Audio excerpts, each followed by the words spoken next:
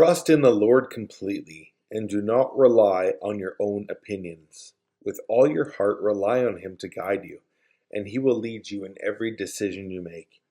Become intimate with Him in whatever you do, and He will lead you wherever you go. Don't think for a moment that you know it all, for wisdom comes when you adore Him with undivided devotion, and avoid everything that's wrong. Then you will find the healing refreshment your body and spirit long for.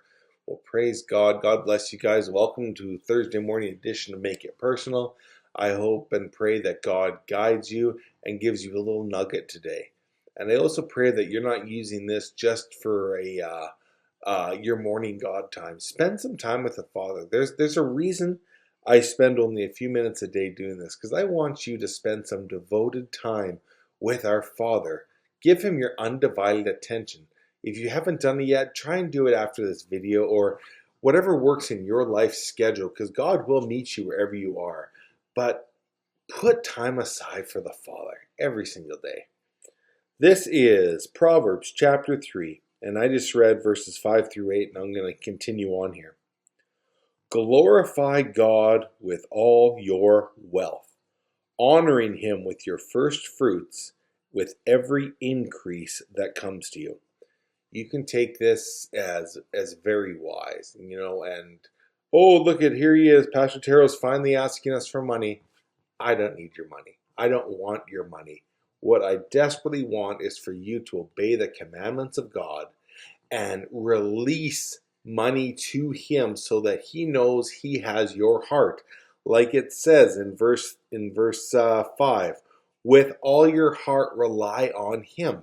If your wealth, if your possessions have a hold on your heart, God doesn't, because God's jealous and He doesn't share.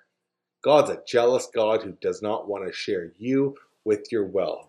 So if that takes the form of tithing, which every Christian should do, if that takes the form of special offerings, whatever that takes the form of, don't let your money have a hold on you. When it's talking about first fruits and increases, the first fruits, that is what we consider these days the tithe. It's, okay, I get my paycheck of X amount of dollars. God, the first thing I'm going to do is pay you or give to you before I pay my bills, before I buy my groceries, before I buy clothes, before I send that check to the school for whatever. I'm going to pay you. I'm going to give God some of my very first. Why?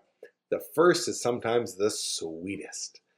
And when it talks about increase, I like to look at this as, well, God, you've blessed me more, so now I'm going to give you a portion of my extra. It's all about honor.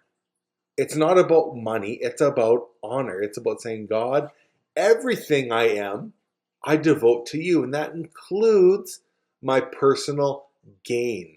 You can say, well, I got this job without God, and I'm the one out there working 8, 9, 10 hours a day, and I'm the one who's bringing home the bacon. Yeah. But the Bible also says, do everything as though you're doing it for the Lord.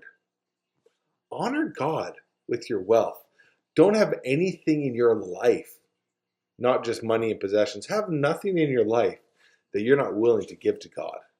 Because if you're not willing to give it to God, God cannot have that piece of you. Think about it that way. God bless.